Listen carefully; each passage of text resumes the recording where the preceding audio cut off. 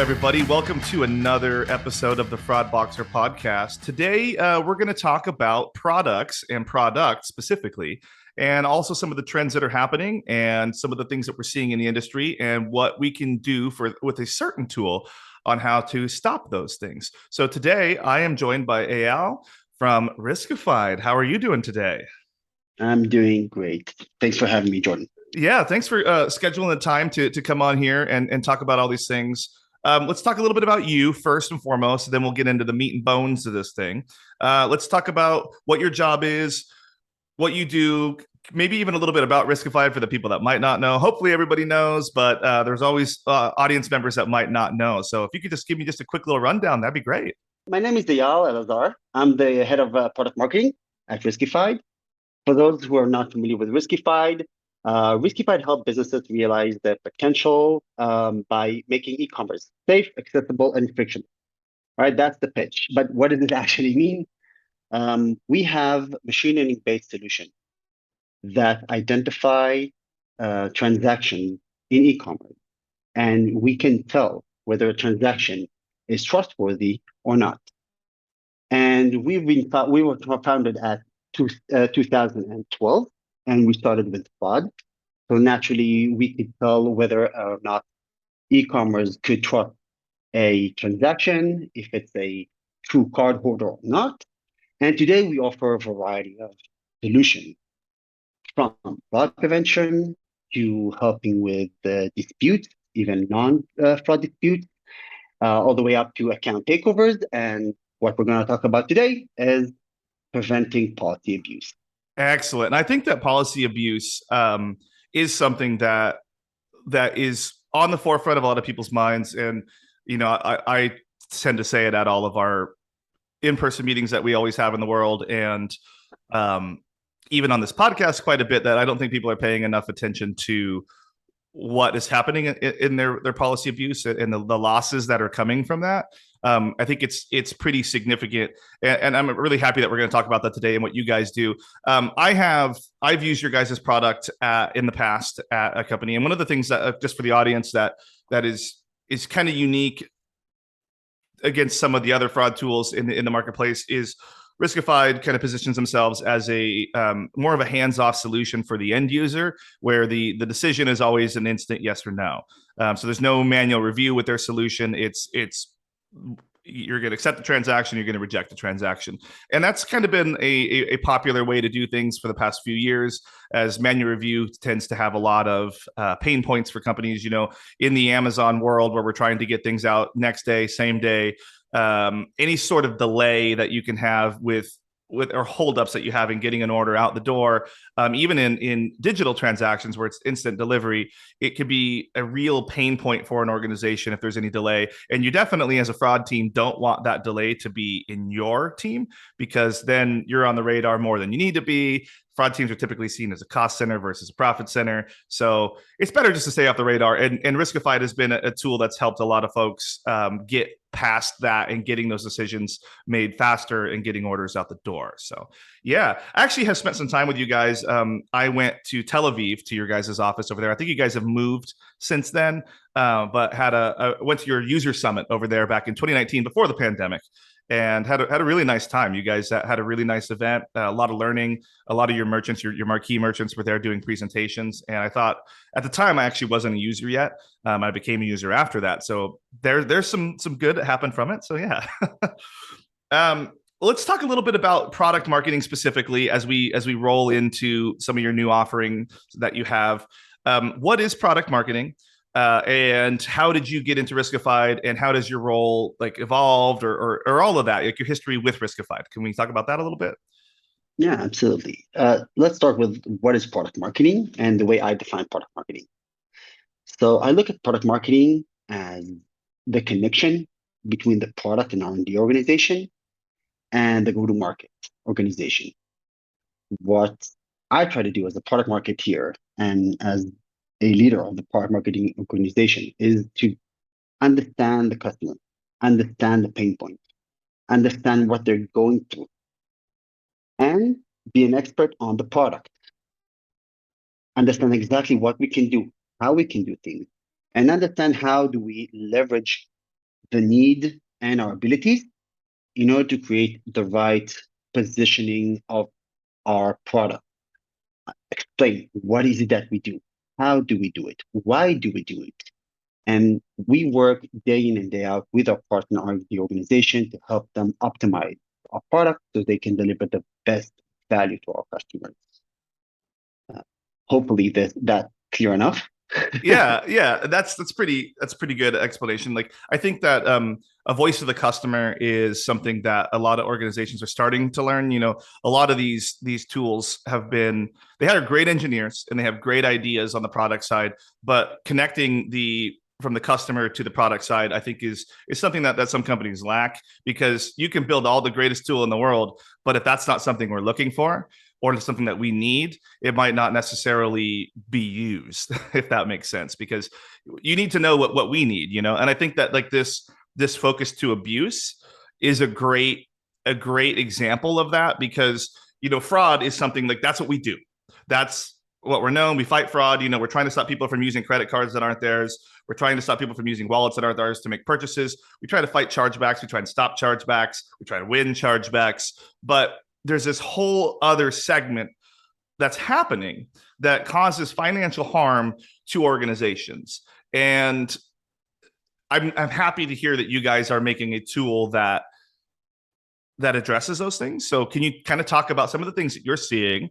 And then we can kind of go into those. Absolutely. So first of all, I think when it comes to policy, and it's slightly different than your classic CNP fraud. And you mentioned with fraud, it's really classic about taking quick decisions, yes or no, approve a transaction or not. With policy, I don't think of what we do as a tool. I look at what we do as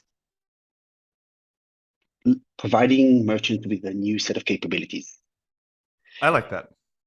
And if it's like before that capability, you could see the world in black and white. Now you can see the world in color. Because with abuse, with policy in general, it's not as definitive as fraud. It's not, is this the right card holder or not? There's a range of things that's happening with each transaction and each customer and each pattern. Yeah. And every merchant looks at it in a different way. And what makes it even more complicated is there is no ground truth. There is no chargeback. It's so hard to know if you made the right decision or not. Yeah. And the impact is huge because you're not only declining a transaction, you're deciding how to go about a customer.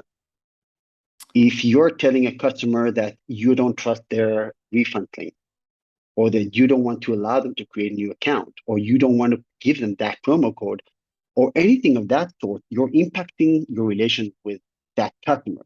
So every decision counts. It's Yeah. huge. Yeah, and with us specifically, I say it a lot. Like my company, iHerb, we have competition in the market, you know, and there's we want to make sure that our customers are extremely satisfied with their end-to-end experience with our company, with finding the products they want, getting those products out the door and getting them in their hands extremely quickly, no matter where they are in the world, whether that used to be Russia, whether that's mainland Africa, whether it's LATAM, APAC. We pride ourselves on making sure that it's a pretty seamless and quick experience. Now that does boil all the way down to refunds, exchanges, you know, returns. The process there, like we have people that are specialized in handling those refund requests. I think a lot of companies, you know, especially in the Amazon era, have worked really hard on finding their refund or their return strategy, especially during the pandemic too. Being able to make it quick and easy because there's a lot of people, especially as you grow a company, you scale a company, you're going to get more refund requests as a result of more sales. And one of the things that I always talk about that kind of like put other e-commerce merchants at a disadvantage was like the Amazon, if you request a refund, you're just going to get your money back, you get to keep the product. And during the pandemic, with all these new people entering the e-commerce space, having to get their toilet paper online, having to get most of their goods in an online space, the expectation became different from what they have on an Amazon experience versus what they have on any other e-commerce website. And the other retailers, the other merchants were expected to kind of change to adapt to an Amazon-like experience. Now, whether that be live chatting, refunding instantly, not requesting the product. And then, of course, with that space, with that quickness, came bad actors that wanted to exploit it. And like you'll see, like other podcasts and things talk about, like there's whole books on the dark web on how to exploit these refunds, and that's become a loss. If you look at like your refunds before the pandemic, your refunds at the beginning, and then the refunds at the height of the pandemic, I bet you that the increase is full points, like full percentage points versus like your chargebacks, which we always measure basis points. I know I've said this a million times on this podcast, but it's true. So you see all these refunds walking out the door, and especially if you're a company that doesn't request the product back, like you're giving free product away, and you're it's a loss on sales. And you can't swing the pendulum completely back the other way to where you start denying people, and then you start, like as you were saying, having a bad customer experience, because you don't want to offend your customers, because then they go on Yelps, they go on like social media, Twitters and all that, and they start to complain. And then other people hear your brand and they have this negative thing. They go on like these scam websites and all of these things because they had a bad time. And there's a balance that needs to be done to weed out the good customers. You can't be really hard and really rigid with your policies, because you're going to insult the good customers while trying to stop those little percentages. And I know I went on a long rant there. I'm sure that you have some opinions, so I'd love to hear those. So yeah, first of all, let's talk about again, how hard is it? I think that I agree with you. Amazon really changed it for merchants. And what in the past might have been depreciating for some, today it's just basics. You're expected to have free returns. You're expected to have same day delivery. You're expecting to have like a no question asked return policy. And some look at it as a refund abuse as a monster of our own creation. We made it so easy. And again, let's talk about the difference between fraud. Now, classic TMP fraud is not that hard, but it requires something, right? You Yeah. need to get your hands on a stolen credential. What do you need in order to pick up the phone and ask for your money back saying you never got an item? Absolutely nothing. Yeah. Good point. And and let's say you did it once and it was nice and you want to do it again. What do you have to do different? You want to go undetected? Change your email. How hard is it to change an email? It's not. And Google is in charge for that as well. How hard is it to open like a new Gmail account, right? It's so easy. And when you look at customers like accounts, and most companies that until you do that, it's just so easy. Anyone can do it. It's extremely scalable. And while it was there before the pandemic, it definitely spiked up during the pandemic. We haven't seen it decrease ever since because people enjoy the premium discount. And by the way, these could be loyal customers as well, right? These are not just bad actors. These are maybe your huge brand enthusiasts. They just want to get their 20, 30, 40, 50, or 80% discount. Yep. They enjoy your product. Um, but yeah, it's extremely hard to maintain that.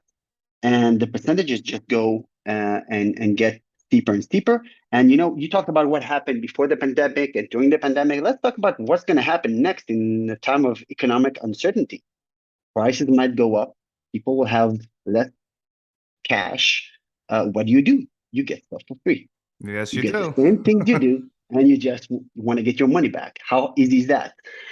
Um, and yeah, and I think organizations today, and again, organizations know how to deal with fraud. With policy, it's very different. You have customer service, and you have the fraud Mhm. teams, and you have the e-commerce. You have different teams handling the same problem. By the way, sometimes maybe with different KPIs, right?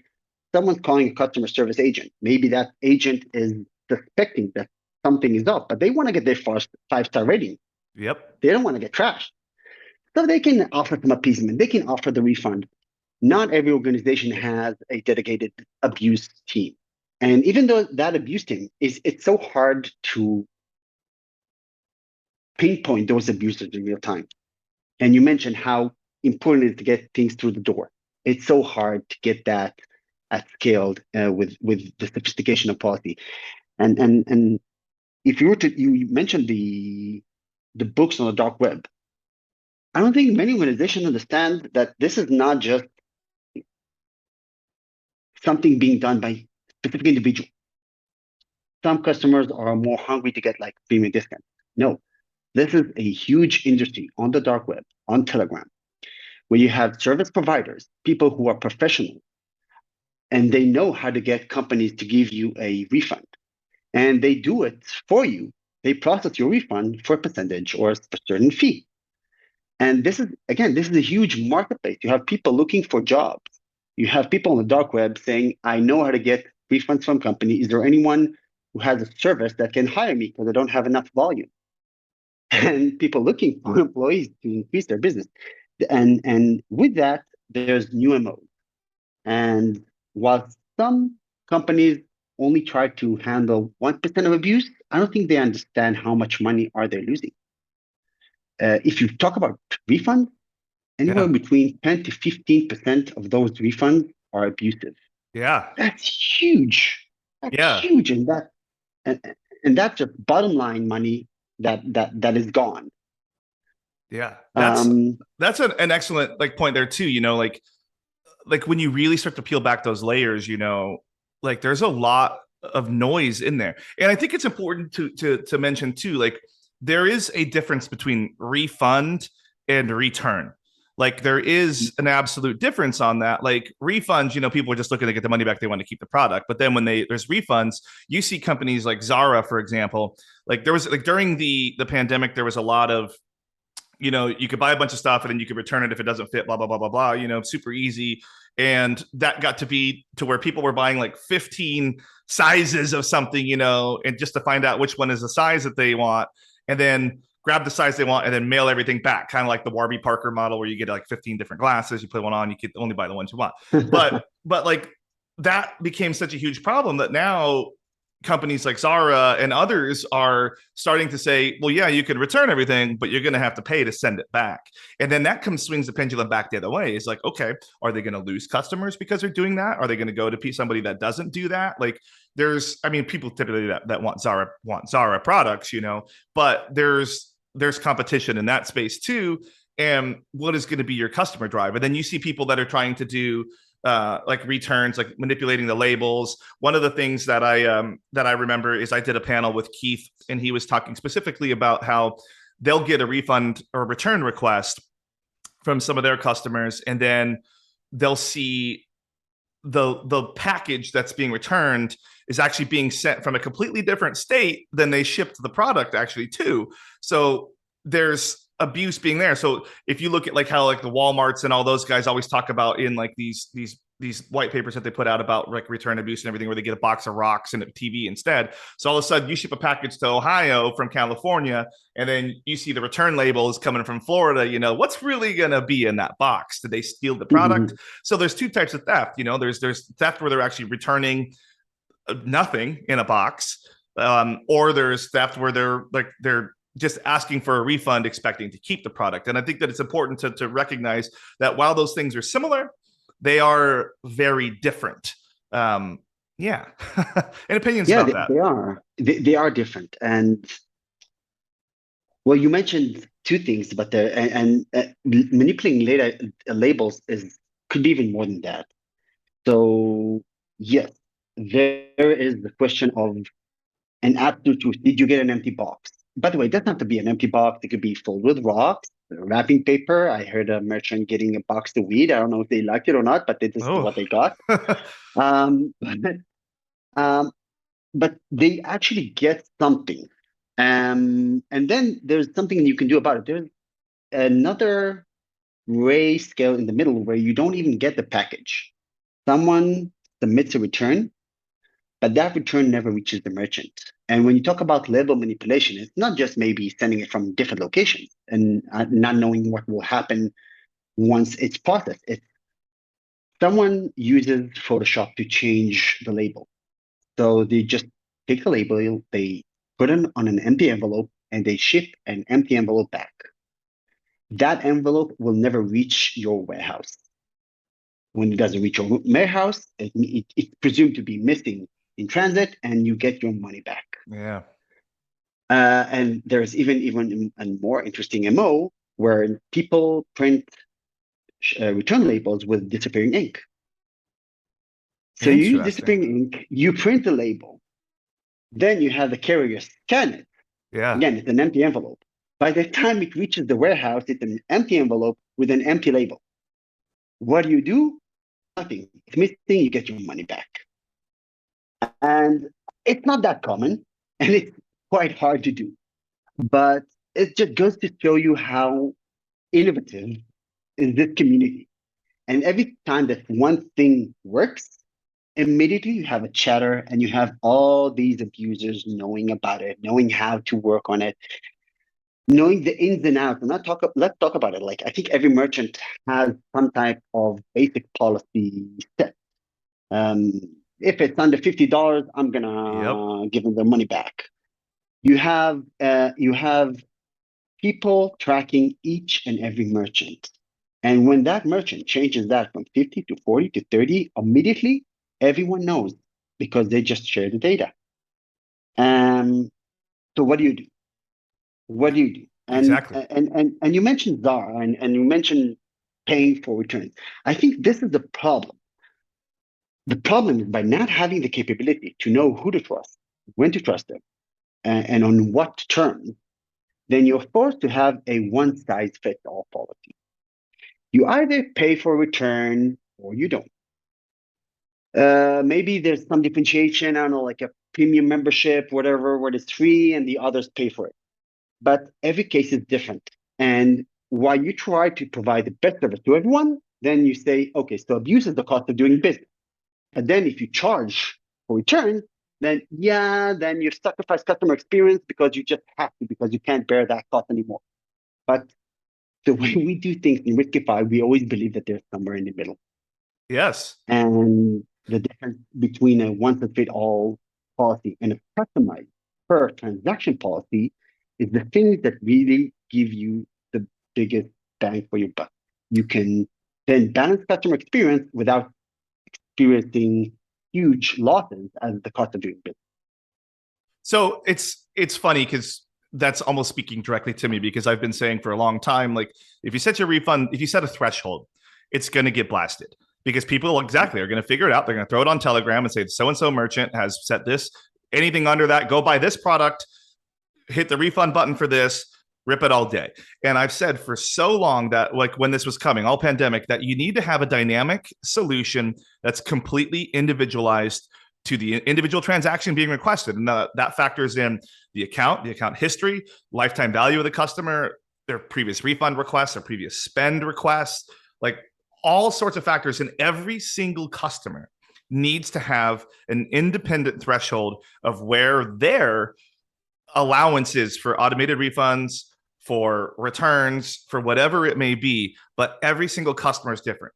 And I think that one of the things that I've thought about for a really long time, and I've tried it in a couple of places. I won't say which merchants that I worked for that I've used it Mm. there, but I've used dynamic policies in the past that looks at a lot of factors about the individual account. That each time they make a request, it pulls in the most recent at that moment in time that the request, like what they are. So if they bought something over the last 24 hours, like the amount their lifetime spend is higher than it was when they made the last request, all those things. Now, that is a whole different policy that I would have to manage at those merchants. And it's like it's basically creating a whole other fraud rule set essentially, just like we set individual thresholds for our customers when they're making a purchase on what will allow, like the first guy you've never seen it before, he doesn't even have an address on there. Are you going to let him make $1,000 purchase versus this guy that spent $3 million with you in the last 6 months? You're going to let him make that $1,000 purchase without even worrying about it. The same thing applies to other places on your website, like logins, like account creates, Mhm. like everywhere you can place those same dynamic thresholds. So yeah, that's what you guys are doing now, right? Well, yeah, first of all, I think you really understand the essence of what a dynamic threshold should be. I just want to add like a one more nuance before we talk about what we do. So the customer history is so important, and you should have a per customer policy.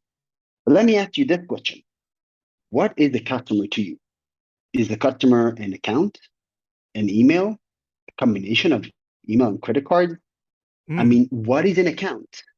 And this is probably the biggest question we've started with when we've launched our product and started preventing policy abuse. What does it mean to be a customer? How do you work on a per customer basis? And customers are way more than emails, right? Yeah. And we haven't looked at it in such a level in an accurate way before. Because when you look at different emails, maybe an email is okay because they purchased something 3 times and they were good to go and there's nothing suspicious about them. And but maybe they have 4, 5, 6, 20 other different emails, each one with the same pattern of 3 good orders, and then 3 orders where they abuse you. It's very easy to reach, and this is something I call the endless cycle of abuse, right? You have a fresh account, fresh email.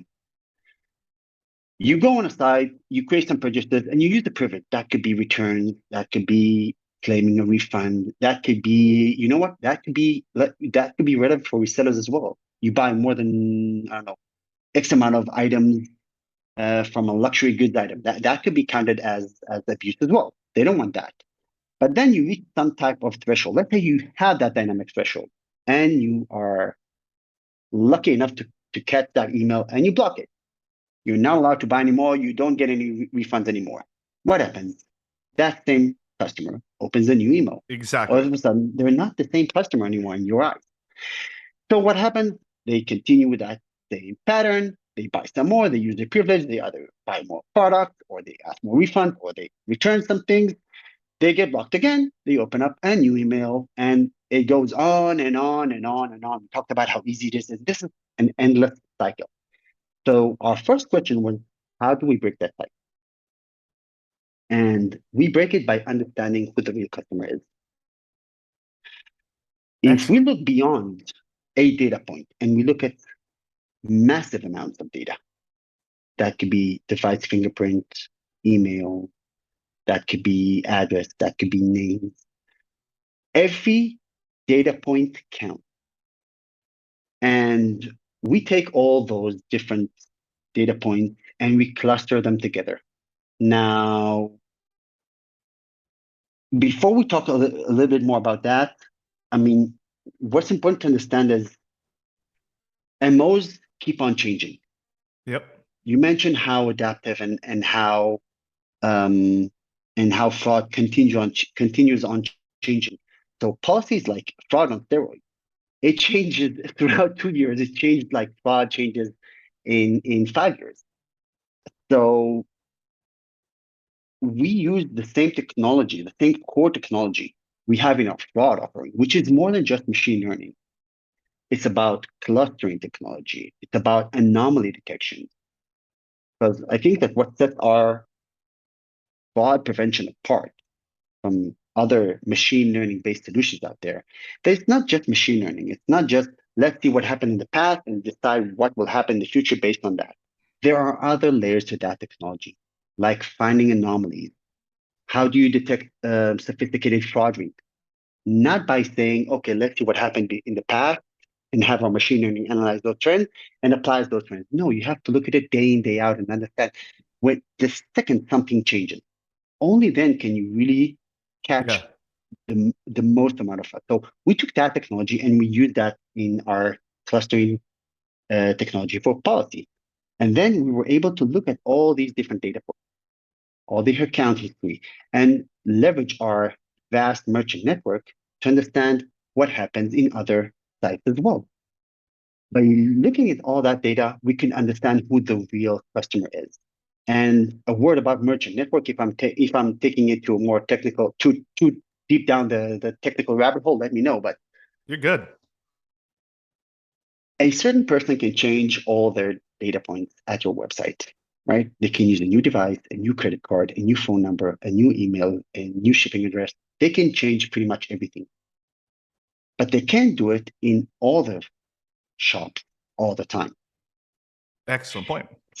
So while two customers may seem to be completely different to you, we see that this device and that email were combined on another shop. And wait, they have the same address as this account. And then we can create a very clear picture of what a customer is. a very accurate picture of what a customer is. And accuracy matters. And we talked about it. You don't want to insult the wrong customer. Just by having three people sharing an office space, having the same IP and the same shipping address, that doesn't mean they're the same person, even though they share some data points. We have to and we can differentiate between them. And then we can understand the real shopping history, the real abuse history of each and every customer. And we give the merchant that, not the tool, but the capability to see that. And we help them define the right policy. I think this is the basic. And I think, by the way, we're not the only ones who are trying to do that or trying to prevent abuse. I think this is what this a lot of companies are trying to find that and trying to link different accounts. But I think this is just the first step. What we do is we look at more elements of context. Let's say you're looking at someone who's on a borderline of being abused. You're not really sure. There's something going on. Now, let's say they order a tuxedo and a pair of socks. Then they claim the tuxedo never arrived. It's a missing item. That's very suspicious. But let's say they claim the socks never arrived, but the tux did make it. That's not as suspicious. So it's also a question of what's the pattern, what's the context, what's the product intent. It's not just who are you dealing with, it's what the scenario you're dealing with. So you take that and you factor that in, and then you work with each and every merchant to utilize that capability, to set dynamic thresholds, to understand what do they want to prevent, how do they want to prevent it, and then only then can you stop abuse at scale. That's very interesting there, and I like a lot of those examples. I think for a lot of merchants, they see like they block the account, then they'll go create a new account. And I think that over the past few years, a lot of merchants have gotten better about tying accounts together a little bit. Like they use the device ID and all that, but those can be beat. They, despite what everybody says, they can be beat.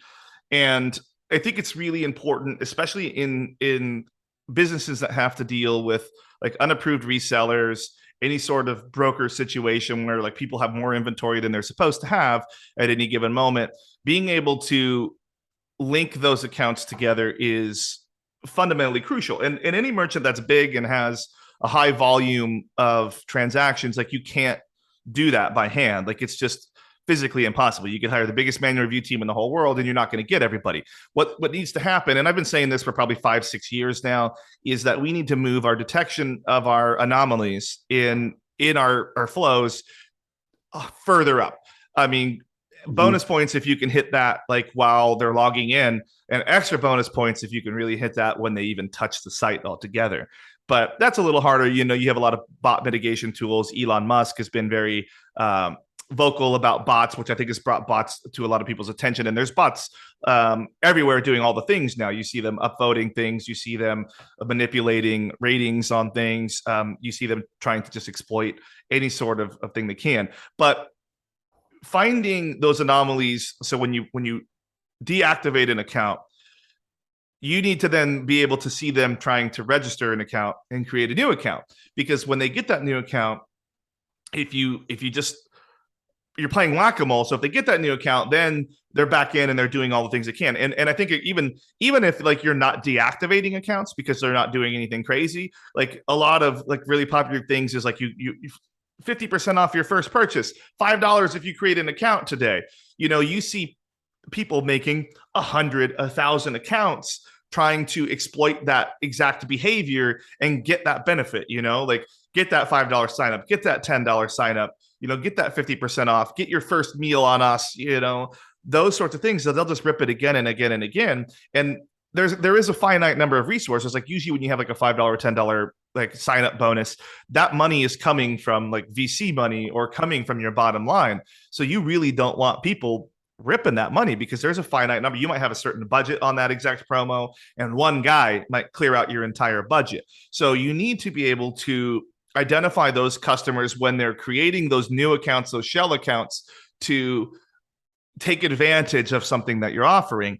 And you can't do it with static rules. You need to have something that's dynamic, that's looking at the velocity, that's looking at the linking, that's looking at a large number of factors instantly to say, to decline that transaction. And you don't want to decline that transaction and say, you already have an account. We know this, blah, blah, blah, blah, blah. Because then they're immediately going to try and figure out how you know that. And they're going to start looking at Mhm. all their things to try and beat that. So you need to just have a generic decline message that says, there's something went wrong, and then don't tell anybody. Like, some of the people will call customer service, but a lot of fraudsters don't, and they'll just move on to the next website that has the easy ability. Like, even on the same thing goes for fraud.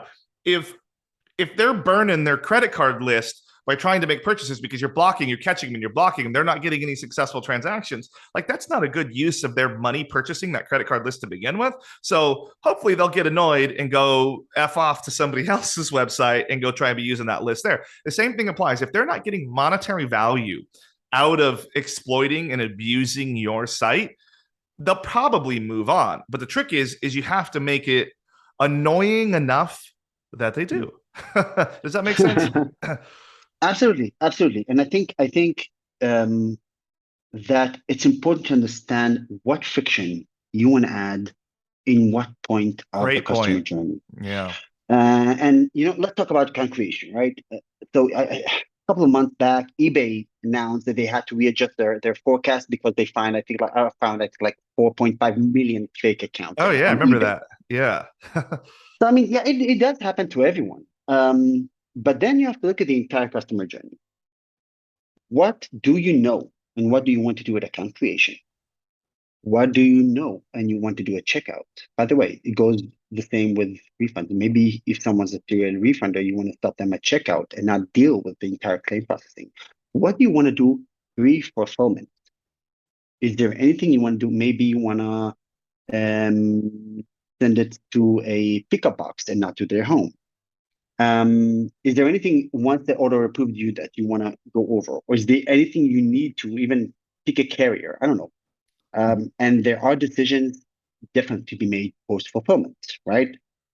Proving a claim, proving a return. Yep. Um, so then it's about getting as much insight as possible and having, as you mentioned, dynamic threshold. So you could decide what do you want to do if you detect anomalies and what type of anomaly do you want to prevent at account creation? What do you want to allow and see if there's any additional information, additional anomaly at checkout.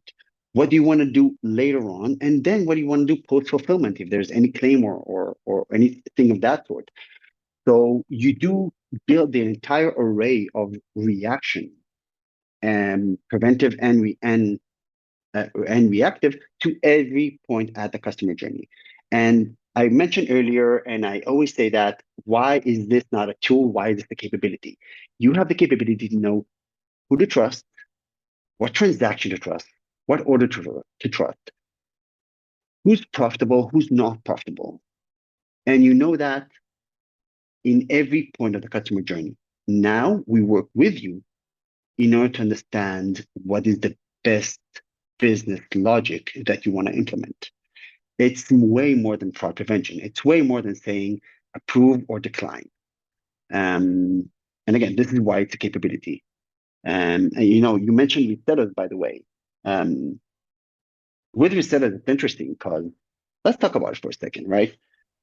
If someone, and let's take a luxury merchant, Okay. if someone's buying, I don't know, 10 bags, hey, you can spot them and say, this is probably a reseller. But you know what? This could be Rihanna. That's I an don't know excellent if point. you do you want to block her from buying at your account at your shop? Probably not. Um, let's take even it doesn't have to be a high-end merchant. All of a sudden you see volume. This could be like someone buying a very nice watch to their sales team, Okay. right? Could be, and by not being accurate enough, Yeah.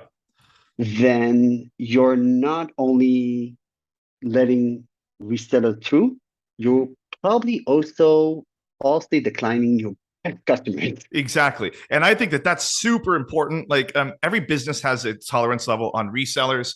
Um, and I think that's a good point. Like some don't want any at all, and some they want a little bit, but not a lot. But the same thing, like I said earlier, if someone spent like $3 million with you in the last 6 months, and all of a sudden he's trying to push through a $10,000 order, like, do you want to decline that? If you got like millions of dollars over like 4 years worth of history with this person, like, and no chargebacks, like, you don't want to offend your VIPs, your whales, like you want to let them go. But at the same time, like there is a balance, like right now, like I wish I could get a Rolex, and there's none. They're all hard to get right now, and I'm sure there's resellers that are squeaking through placing orders, making jacking the price up on everything. But also, I've worked at companies too where they there's a brand reputation online for that too, like they don't want people selling their products higher than they can, making the brand sound bad, or selling expired products, like there's so many things that come into this reseller thing. And you have to, and I think that like having if I'm putting things in place in this area, having a solution provider that would work with me to understand like my exact ones and have it be dynamic based on my exact business would be extremely beneficial in a long run, and scalable too. Like we had this pandemic up and now we're down and coming into this recession, like, well, some businesses, and it's, I need something that could go up and down with my business. So if tomorrow I have an influx, of 100x, I don't, I'm not scrambling. I'm not falling behind. Does all that make sense? There's a lot in there too. No, it makes perfect sense. It makes perfect sense. And I think that once you do a good job preventing policy abuse of any sort, it could be promo, it could be resellers. You mentioned that, and I completely agree that if you don't make it easy, they just move on to the next site. If you make it easy, it's exponential. If there's a new Yes. MO and they get through, again, it's on all the chatter. Everyone knows that what they can do in order to beat you. And then whether you set some type of rule or you don't, it doesn't matter. They will find the Yep. loophole and they will take advantage. So yeah, it's about being dynamic and being proactive. The more you prevent upfront, the less you have to deal with it later. And you know what? No one wants to be that customer service representative that gets a call asking why did they decline my orders? I'm a good customer. Why did they not give me my refund? This is the first time I'm buying. And without that smoking gun, the ability to look in the entire picture and know who you're talking to and know what you did, what you did, how hard it is to be in that situation. So yeah, I think more and more merchants understand that they have to be proactive, they have to prevent it, they have to stop these new MOs. And it's true for any type of policy, whether it's resellers, promo abuse. There's a lot of money to be lost, brand reputation, which is on the line. And the more you let it go, the harder it is to come back. Yeah, and I think that it's an excellent point. Like even at the beginning, what you were saying there, like the once it an exploit is found, and then it's exponential. Like I see it all the time. Whenever we see like a new thing pop up, there's one or two Z transactions, then all of a sudden the next day there's more, then there's more, then there's more, and then because they're seeing it and they're trying to rip it, and it does help in identification of the actual thing that's happening, but you need to, as soon as like they get a couple through, then they're just going to start ripping it, and it's going to get more and more every day that you don't solve it. And I see the same thing happen on like other things. Like there's other ways to monetize sites. Like certain sites allow, like they give you, if you write a good review, you get monetized if you upvote that. Well, guess what happens? One person figured that out, and they figured out they could make a bunch of accounts and they could upvote it. Boom, boom, boom. So all of a sudden they're upvoting their own review again and again and again. And it starts off small, and then it goes a little more, and then they're getting away with it. They're getting away with it more, more, and more. And the next thing you know, you got a problem on your hands. And I think that like,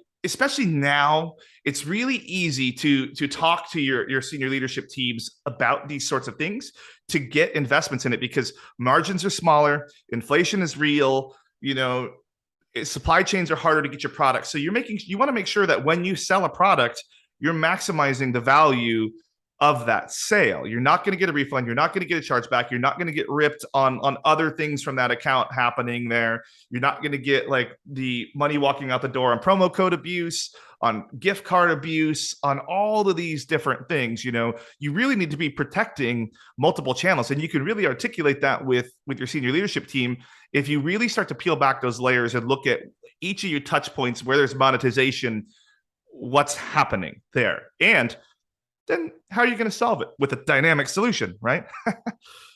Yeah. And let me add to that. Um, Coming from fraud prevention or even the word prevention, we're trying to block bad behavior. But let's talk about what brought us to the situation of policy abuse in the first place, right? Trying to give the best customer experience, the optimal customer experience with without suffering the cost of abuse, right? This is what we're trying to solve. Now that you can identify abuse, let's say you have that capability, you know always who to trust and when. You don't only have to use it to prevent abuse. You can use it to optimize the customer experience to the good loyal customer, right? I mean, imagine what you do now and what service you have now, and imagine what you can do when you know for a fact that you can trust someone. Right? Why don't the next time that they ask for a return, and let's say even it's a $70 worth an item, you can tell them, you know what, keep it. You save the return logistics, you earn that customer because you know you can trust them. Yes. Great You point. know that. So imagine you can offer better perks, customized promos, but you offer those to those who are good To customers the who are using promos in a way that you intended them to use promos. Great point. I like that. So I think that while policy is a monster of our own creation, and we try to provide the best service, and this one-size-fits-all policy created huge losses, while merchants implement the right solution to differentiate abusers and good customers, they can not only save the cost of abuse, they can also optimize their customer experience and really optimize the response to each and every transaction. And I think that in years to come, we will understand that policy did us a great service. We'll probably be in a situation that we can offer customers more than we do now at less cost than it's costing us now, just because we know to do in each and every situation. Imagine like you have an Uber account and you have and you're, let's say you're an Uber driver, right? And you don't want to have someone take down your rating. Imagine you have something like that for a customer, and the customer knows that once they're loyal, they will be rewarded for that loyalty in an individual way. What Yeah. would that do to brand loyalty in general and to that experience? So again, this is slightly more futuristic, but I think this is where we're heading. I like that. I like that. There's all of these the privacy, the data, all of the stuff that's happening in the world, and usually all the focus is like this data is being gathered for bad. I like the idea of the data's being gathered for good. I think that puts an interesting spin on it. There's still going to be people that are always going to be like, oh, data's data, privacy, privacy, privacy. But obviously we have a need for certain levels of data to protect our consumers, and make sure like things like ATO on their accounts is mitigated. Like same thing, like you can usually tell like ATOs, and another place that you can put you guys is like, well, if they do make it into account, they get past the login, then they get into an account, they start changing the details. I know Mhm. some websites start look at like they do a fraud profile or abuse profile when an email is changed or a credit card is updated. All these places that you should be looking at like for signals onto your abuse. And I like the idea of using these signals for good. Hey, we see you just moved, like come check out your local whatever shop for $5 off and welcome to the neighborhood. Things like that would be super interesting use of that, this whole thing. Because like I always say all the time, we're so focused on the bad that happens in the fraud industry because that's what we see all day. We live and we breathe in the bad of the transactions, but there's so much, like the vast majority of customers are good. They're doing good things. They're just want to buy your product. If it doesn't fit, they want to return it. They want to get the right one, and they want to move on with their lives. They want to go show it off at school. They want to show it off at the office. They want to get that new coffee mug.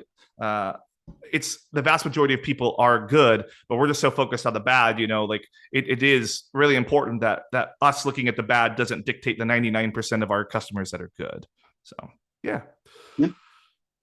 So tell us a little more. I know we're kind of coming up on time here and everything, but yeah, just tell us a little bit about some of the new stuff that you guys are working on. Is it a formal product? Is it more of a different use case for your existing products?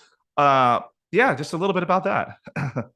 Oh, for sure. So it is new product, but it's already live with a couple of merchants, and we can. It's very interesting that the more merchants you have live on this product, the more you can understand what's happening across merchant, and you can even see advanced things that we never knew were happening, like abuse rate. You can see cross merchant abuse. You can see people, and you can identify people even before they abuse your site. So yeah, this product is live, and we've been managing to save merchants millions of dollars, and I'm happy to say that. Um, and I think that again, looking at the defining this as a capability, I don't think we just save them a lot of money. I don't think it's just saving them 10 or 15% of their refunds. Um, I think they today they understand their customers maybe just a little bit better. By having that ability, they can also look and analyze different things in the way they haven't done so in the past, and they can decide different strategies on when to launch a product, how to launch a product, and it helps define a new mindset. So yes, this product is live and is working extremely well. Um, I don't want to oversell it because I want to talk about what's happening in the domain. I'm not a salesperson, um, but absolutely, I think that the world today, I think e-commerce divides into two: those who have policy abuse, and those who don't understand they have policy abuse. So there's something in it for everyone. And every merchant we talk to, we just analyze their data, and you can see the savings, you can see the money on the floor immediately. And the more we work on it, the more we can optimize each and every merchant. And then you understand it's not just about finding the 1% or the 2%, it's the 10% and 50% of cost that's being thrown away today. Um, so I think I really love this product. This is the first thing I've done since joined Riskified. Um, and I continue on being heavily involved in this domain, except from the part that it's a great conversation starter. And it's always interesting to understand what people are doing in different sites and then getting more and more stories. I think that this also talks to consumers. And, you know, myself, I'm also somewhat of an abuser. I will open three different Yeah. accounts. I won't say with merchant, and I bought three different pairs of shoes, gave some of it away at a discount. But just so you understand the volume of what every transaction does, I think it's really, really interesting. And I have to say, I really love this domain. There's so much to understand, and there's so much to dig into. And as I mentioned, we started um, a while back was just understanding the identities, but in a very accurate way. Today, that you also look at the product and the pattern and the different contexts involved and cross merchant abuse and abuse dreams. There's just so much that I think it's every merchant, and I know that every merchant that implemented this solution went through a process. And you mentioned that sometimes fraud prevention is considered as a cost center. Yeah. I see that in organizations that adopt this solution, it forces fraud managers to work with e-commerce and customer service in a different way. And together, fraud managers are now helping the business get more and more money and provide better and better service. So it's really interesting to see the evolution that these merchants are going through. Good point there. I think that that's a really excellent takeaway from that. Is it our cross functional work has become a lot more necessary. You know, we talk about like how to work with your security team more, but you still have customer service, you still have finance. You know, there's a lot of other teams that are involved, and if you could have these open and honest and concise conversations, I think it's extremely beneficial. Normally I ask at the end of these, like, what are your top three trends happening in your world? But I believe that we've already covered all three that are on this list. So I think we did a good job, you know. Is there anything else you'd like to add before we wrap up today? No, really. The only thing I have to say about policy, and I think I mentioned that there is a silver lining to it. I think that by detecting who's bad, you can understand who's good, and you can provide them more. And that's what we're trying to do, right? Yeah, It's easy to stop abuse. It's easy to stop fraud. The question is at what cost? Here, it's not just at no cost. It's about you can also provide better service. So, as a consumer and as a solution provider, I really am excited about the opportunity that effective fraud prevention solutions could bring to this world. And yeah, apart from that, I had a blast. And yeah. thanks for having me, Jordan. Yeah. Hey, thanks for being on this. Like, this was a really, really great conversation. I think the content was fantastic. I think that the audience is going to get a great amount of value out of this. So thank you very much for giving me your time here. I'll put the links to Riskified down in the comments or in the description on this. So anybody that has any questions, feel free to reach out. I know that they're more than willing to give demos and all those things. Uh, just really, really thank you for coming on here and giving me your time. Like, I really, really appreciate it. Thank you. Thanks for having me. I had a blast again.